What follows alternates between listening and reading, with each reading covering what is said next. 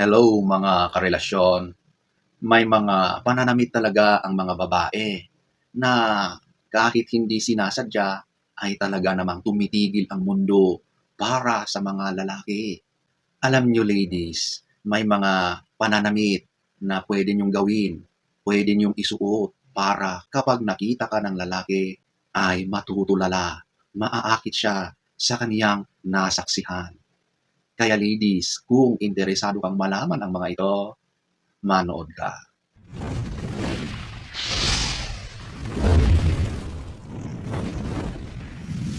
Number one, eto yung lingerie o ito yung mga isinusuot na mga maninipis na mga kasuotan ng mga kababaihan. Kapag sinabi kasing lingerie, madalas it speaks of intimacy.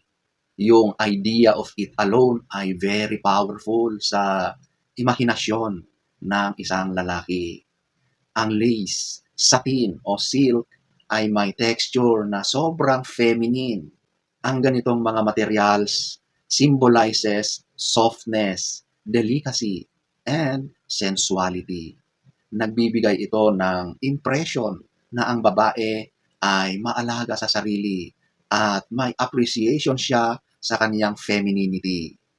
At kapag nakita ng lalaki na nasa ganyan kang kaayusan, tiyak na alam mo na ang magiging kasunod niyan.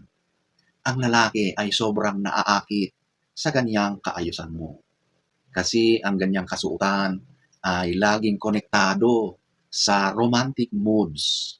Madalas siyang isinusuot tuwing mga relationship anniversaries, mga special na gabi, mga honeymoon. Kaya talaga namang mataas ang romantic at intimate signal nito sa utak ng mga lalaki. Number two, eto yung nakatapis lang ng tuwalya. Siyempre, madalas ito bagong ligo. Alam nyo ba na ang lakas ng dating ng ganito sa paningin ng lalaki? Nagbibigay ito ng mystery level, fresh looking, clean at natural. Ang bango-bangong tignan. Sobrang nakakaakit sa paningin ng lalaki. Napakalakas din ng intimate energy dahil konektado ito sa isang private, personal na sitwasyon. Ito rin ay nagpapakita ng raw femininity at softness sa paningin ng isang lalaki. Alam nyo ladies, yung ganyang simpleng nakatapis ka lang ng tuwalya, kapag nakita ka ng lalaki, tatamaan yan ng sobra.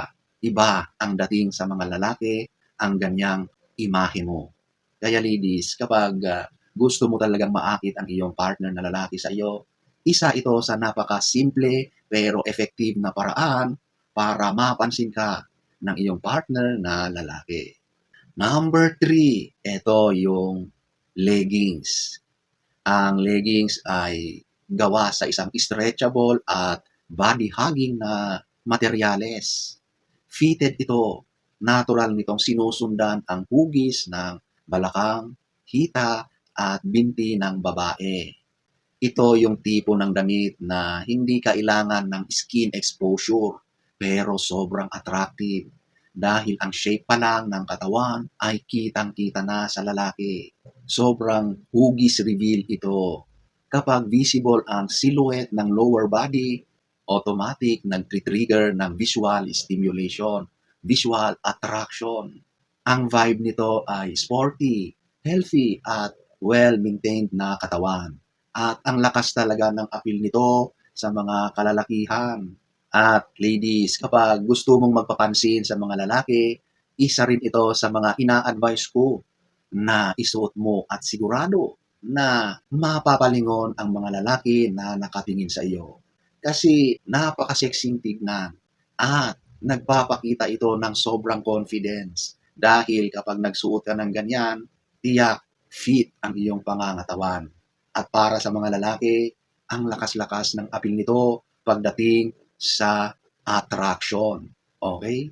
Number four, ito yung nakasuot lang ng mahabang t-shirt. Ladies, kapag nakasuot ka ng ganyan, para kang nanunukso. Kasi kapag nakita ka ng lalaki sa ganyang kaayusan, sari-sari na ang tumatakbo sa kanyang isipan. Ito yung isang simpleng diskarte pero nakakaakit ng lalaki. Tinatawag itong subtle tease effect. Hindi kita lahat pero may misteryong nabubuo na sa imahinasyon ng lalaki. Komportable ka na, chill lang yung vibe mo, pero sobrang irresistible sa paningin ng lalaki. Dahil ipinapakita nito na ikaw ay komportable sa piling ng lalaki at may tiwala ka at handa ka sa kung anuman ang mangyari. Napakalakas ng appeal nito dahil bare ang mga legs mo, kitang-kita. Kaya ang mga imagination ng lalaki sa ganyang kasuotan mo ay medyo nagiging wild na. Okay? Number 5, ito yung naka-dolphin shorts. Ang ganitong uri ng shorts ay very sporty ang dating. Kaya nagbibigay ng impression na malakas ka, active at healthy ang babae. Traits na hindi lang sexy, kundi biologically attractive talaga sa paningin ng mga lalaki. Dahil sa ito ay maikli, kitang-kita ang hubog ng mga hips at ng mga legs na isa sa pinaka-magnetic visual cues sa male perception. At alam nyo ba, ang shorts na yan, napakalakas ang dating sa lalaki. Ang cute tignan, tapos babaeng-babae ang dating kapag yan ang isinuot mo na shorts. Feminine, kaakit-akit sa mga kalalakihan. Sigurado na mapapatingin ang mga lalaki kapag ganyang uri ng shorts ang iyong isinuot. Number 6, nakakap at nakatali ang buhok. Ito ay isang sporty na outfit. Para kang yung fresh girl next door. Di ba? Nakakap ka, naka-ponytail, minimal lang yung makeup at nakakasual ka na damit. Pero sobrang bilis makakuha ng atensyon dahil ang lakas ng dating nito sa lalaki. Meron itong tinatawag na natural charm. Ako, sobrang naaakit ako sa ganyan. At alam ko, karamihan ng mga lalaki, pareho lang kami ng nararamdaman sa ganyang mga pormahan ng babae. Ang astig tignan, mapapawaw talaga kami. Number 7, maikling shorts or mini skirt. Kapag nakakita ng ganyang pormahan, sigurado na mapapako ang mga mata niyan. Kasi maiksi, kitang-kita agad yung binti, yung legs. Nagbibigay ito ng vibe ng youthfulness, freshness, at confidence ng babae dahil maiksi ang iyong kasuotan. Kasi hindi lahat ay kaya o may lakas ng loob magsuot ng mga ganyan. At sobra itong attractive sa paningin ng lalaki. Alluring and classy.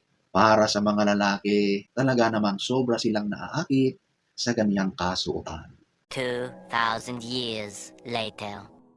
So, ayan po mga karelasyon, ang ilan lamang sa maraming mga pwede mong isuot or pananamit na kapag nakita ka ng lalaki na nasa ganyang kang pormahan or kaayusan, maa-attract siya, mahuhumaling siya, mapapako ang kanyang mga tingin sa iyo.